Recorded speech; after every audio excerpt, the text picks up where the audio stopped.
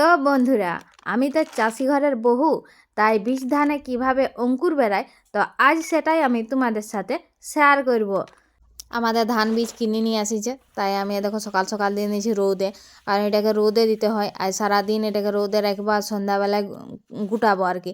তো সন্ধ্যাবেলায় দেখো কুড়াই লিছি, কুড়াই নিয়ে করে বালতিটাই দিয়ে নিচ্ছি, কারণ এই বালতিটা দিয়ে করে তখন ভিজিতে দিব তার জন্য। আর ধান বীজের যা দাম, কি একটাকেও ছাড়ি না, যতগুলা পড়িছে সবকে কুড়াচ্ছি। বিকতে গেলে তো দাম নাই, কিনতে গেলেই দাম।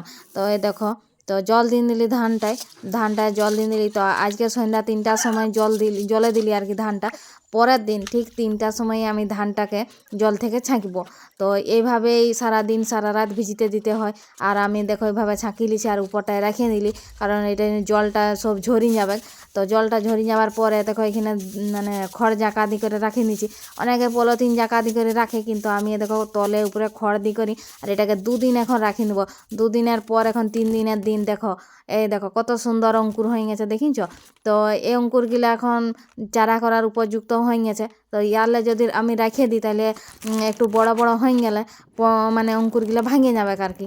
তাই দেখো চলে আসেছি আমি বিল। তো এই দেখো আশেপাশে কত মানুষে দেখেছো চারা দিনছে, ধান চারা দিনছে, আর এই দেখো দিচ্ছে। তো আমিও দিয়ে দিচ্ছি। তো আমরা এইভাবেই অঙ্কুর করে চারা দিই।